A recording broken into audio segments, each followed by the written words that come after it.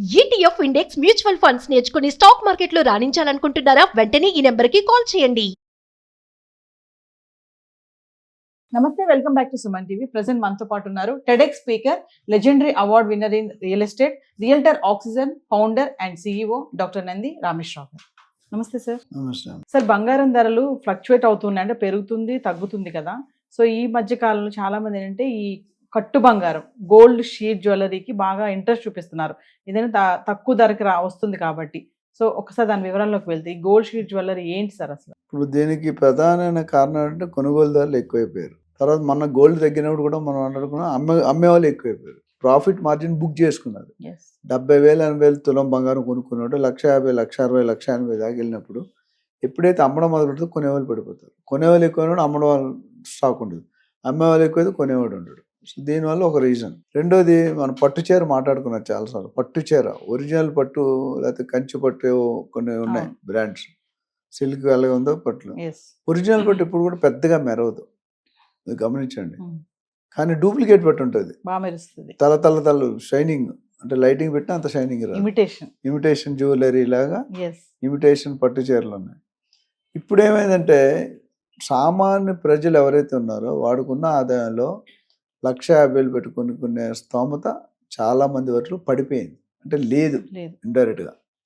ఎందుకంటే earning capacity, GDP rate కానీ individual earnings కానీ చూసుకుంటే కొంత స్థాయి తర్వాత వాళ్ళు కొనుక్కోగలరు. 1,00,000 శాలరీ లేకపోతే వాడు పెద్దగా కొనుక్కున్న ఇప్పుడు 20,000 30,000 40,000 శాలరీ తెచ్చుకున్న చాలా ఎక్కువ మంది ఉంటారు, హై పర్సంటేజ్. సో వాళ్ళు కొనుక్కోలేరు. బట్ వాళ్ళకి గోల్డ్ వేసుకునే ఆకాంక్ష ఉంటుంది కదా, కోరిక ఉంటుంది కదా. ఆ కోరికని ఎలా తెచ్చుకోవాలి అంటే గోల్డ్ కాని గోల్డ్ వేసుకోవాలి. గోల్డ్ కాని గోల్డ్ అంటే లోన లటారం పైన పటారం. సో కాపర్నో సిల్వర్నో దాని మీద గోల్డ్ కోటెడ్ 24 క్యారెట్. దూరం చూస్తే నీకు ఎవరు వచ్చి టెస్ట్ చేయరు కదా. మెషిన్ పెట్టి నీ మెడలో నెక్లెస్ ఉందనుకో, నీ దగ్గరికి వచ్చి టెస్ట్ చేయరు కదా నెక్లెస్ వేసిందా లేదా అని అయినా. సో ఆ నెక్లెస్ ఏంటనేది ఎవరైతే ఈ కోటెడ్ కొనుక్కుంటారో రేటు 30,000 40,000 కూడా దొరకవచ్చు. అంటే క్యారెట్ బట్టి నువ్వు 24 క్యారెట్ వేసుకోవచ్చు, 22 క్యారెట్ వేసుకోవచ్చు. 24 క్యారెట్స్ పూత వేస్తారా సార్? వేస్తారు. కోటింగ్ అనేది ఆ కాపర్ దీని మీద మెటల్ మీద అంటే కొన్ని రోజుల తర్వాత పోవచ్చు. ఇప్పుడు వాచ్లు కూడా వస్తున్నాయి, గోల్డ్ కోటెడ్ వాచెస్. 30 లక్షలు 40 లక్షలు వాచ్ కూడా 3-4 లక్షల్లో కూడా గోల్డ్, అంటే మొత్తం గోల్డ్ అనుకుంటాం. ఈ వాచ్ ఉండంటే మొత్తం గోల్డ్ కాదు, ఇది దీన్ని గోల్డ్ కోటెడ్ చేస్తారు. ఈ వాచ్ గోల్డ్ కోటెడ్ కాదు, కానీ కొన్ని గోల్డ్ వేసి కొన్ని రోజులు 5-10 సంవత్సరాలు వాడాక పడిపోతుంది. అంటే పోతుంది అంటున్నారు కదా సార్. అంటే మరి బంగారం పోతే అంటున్నారు, బంగారం పోతుంది అది అంటే నువ్వు వాడే దాని స్వెట్టింగ్ కొన్ని ఉన్నాయి. వాచ్ స్వెట్టింగ్ వల్ల మనకి ఇచ్చింగ్ వస్తుంది, ఆ స్వెట్ తగిలినప్పుడు జంగు పెట్టేస్తుంది. సో ఎక్కువ కాలం ఇప్పుడు ఒరిజినలే డూప్లికేటే. మొత్తం బంగారం ప్యూర్ గోల్డ్ ఉన్నప్పుడు పోదు. ఎప్పుడైతే కోటింగ్ చేసినప్పుడు కోటింగ్ ఎప్పుడు ఎండకి వర్షానికి తడిచి ఇవన్నీ చేసినప్పుడు కొద్దిగా పోయే అవకాశాలు ఉన్నాయి. మొత్తం పోతుంది ఇమీడియట్ చెప్పను. కాకపోతే మెయిన్ అడ్వాంటేజ్ ఏంటంటే కొనుక్కునేవాడికి సింపుల్గా తక్కువ రేట్లో మోడీ గారు 20,000కే తులం బంగారం 9 carrot. So 9 carrot 14 carrot 18 carrot 20 carrot 22 carrot 20 ఇట్లా క్యారెట్. అంటే క్యారెట్ అంటే అదే purity of gold. Gold rate purity తగ్గుతున్న కొద్ది రేట్ తగ్గిపోతుంది, ప్యూరిటీ పెరుగుతున్న కొద్ది రేట్ పెరుగుతుంది. సో మేబీ ఈ గోల్డ్ షీల్డ్ అనేది లేదా గోల్డ్ కోటెడ్ అనేది పేదవాళ్ళకి కూడా ఆ బంగారం.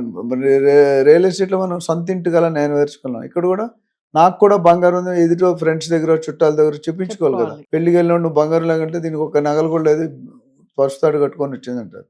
యాక్చువల్ అన్నిటికంటే పసుపుతాడే ఎక్కువ విలువ నాకు తెలిసి, కానీ మనం పట్టించుకోం. చాలా మంది సినిమాల్లో కూడా పెద్ద పెద్ద ఇంట్లో పసుపుతాడు వేసుకుంటారు, నెక్లెస్లు చైన్లు వేసుకోరు.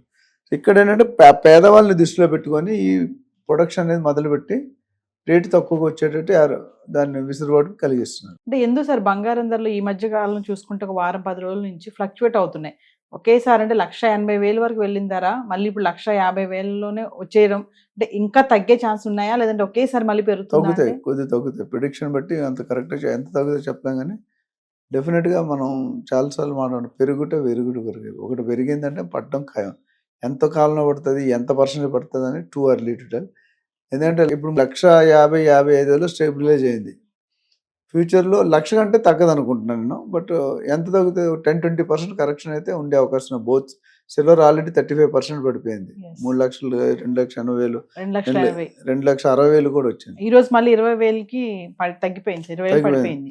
సో ఇది కూడా తగ్గుతుంది నాకు తెలిసి. అది ఎంత తగ్గుతుంది దీనికి కారణాలు మనం అనేక సార్లు మాట్లాడుకున్నాం. ట్యాక్స్ పాలసీలు 18%కే వచ్చింది ట్యాక్స్ మెటల్స్ మీద, కొన్ని మెటల్స్ మీద. అట్లానే యుద్ధాలు, ఇన్ఫ్లేషన్, బ్యాంక్ రిజర్వ్ రేట్స్, తర్వాత తారీఫ్స్, ఇవన్నీ కూడా మెయిన్ ప్రొడక్షన్ కెపాసిటీ. గనులు ఇప్పుడు they are not able to produce, labour cost. తర్వాత గనుల్లో తీసే బంగారం ప్రొడక్షన్ కాస్ట్ కంటే ఇప్పుడు అవైలబుల్ బంగారం తక్కువ ఉంది. సో న్యూ బంగారం రావాలంటే జనాలు ధైర్యం చేయట్లేదు. సో ఇవన్నీ రీజన్ కలిసి తగ్గే అవకాశం. మెటల్ కన్జంప్షన్ పెరిగింది, కానీ ఆ పెరిగింది ఇప్పుడు తగ్గింది. మనం మాట్లాడుకున్నాం, చైనా వాళ్ళు కాపర్ మీద సిల్వర్ కోటెడ్ వేసి ఇంత పర్సెంటేజ్ తగ్గింది. 66% రఫ్గా నాకు గుర్తున్నంత 66% వాడకం తగ్గించారు. మరి ఆ తగ్గించింది ఎక్కడ పడుతుంది గ్యాప్? కొంటున్నారని ప్రొడక్షన్ కెపాసిటీ పెంచారు, ఇప్పుడు కొనట్లేదు. ఎక్సెస్ ప్రొడక్షన్ మరి అమ్ముకోవాలి కదా, స్టోర్ రూమ్ లో పెట్టుకుంటే ఏం కాదు. సో అది సమ్ రీజన్. మరి 4,25,000 వరకు వెళ్ళినటువంటి వెండి ధర కూడా క్రమేం ఇప్పుడు 2,80,000 అయితే పడిపోయింది.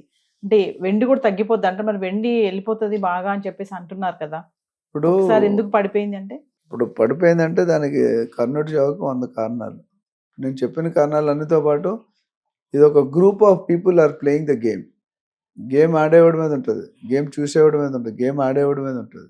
చూసేవాడు ఏం చేయలేడు, గెలిస్తే ఆనందిస్తాడు, ఓడిపోతే బాధపడతాడు. నేను క్రికెట్ మ్యాచ్ అయింది నమీబియాను, అది Namibia and India. So first ఓవర్లో 6 overs 7 overs 100 runs కొట్టారు. తర్వాత 10 overలో 100 runs కొట్టడం కష్టం అయిపోయింది. అంటే అన్నది ఏంటంటే డిమాండ్ ఎప్పుడు తగ్గుతుంది, ఎప్పుడు మారుతుంది అనేది ఈ ఎక్స్టర్నల్ ఫ్యాక్టర్స్ మీద ఆధారపడి ఉంటుంది. సో రెండు కూడా మనం ఎప్పుడు కూడా లైఫ్లో మనం చూడలేదు. గత 56 సంవత్సరాలు ఎప్పుడు పెరగలేదు. ఎందుకు పెరిగిన ఒక హైప్ ఆర్టిఫిషియల్ హైప్ క్రియేట్ చేశారు. ఆర్టిఫిషియల్ హైప్ అనేది ఇప్పుడు కరెక్షన్ అయ్యి యాక్చువల్ రేటుకి వస్తుంది. అటు రియల్ ఎస్టేట్ కానీ, ఇటు గోల్డ్ కానీ, అటు సిల్వర్ కానీ, రేపొద్దు కాపర్ కానీ, బ్రాంజ్ కానీ ఆల్రెడీ మనం చెప్పుకున్నాం పెరుగుతాను. ఇది పెరిగితే ఆటోమేటిక్ పెరుగుతుంది. సో ఏదేమైనా సార్ ముందు ముందు పెళ్లిళ్ళ సీజన్ వస్తుంది కాబట్టి ఈ టైంలో ఈ తగ్గడం అనేది కొంచెం రిలాక్స్ అనుకోవచ్చు అంటారా? కొద్దిగా విసురుబాటే. చాలా మంది నాకు ఫోన్ చేసి అడుగుతున్నారు, సార్ ఇప్పుడు కొనొచ్చు అంటే, నీ అవసరం అయితేనే కొనుక్కోండి, అత్యవసరం అయితేనే కొనుక్కోండి, లేకపోతే ఇంకొద్దిగా ఆగితే maybe you may get a better price. Thank you sir.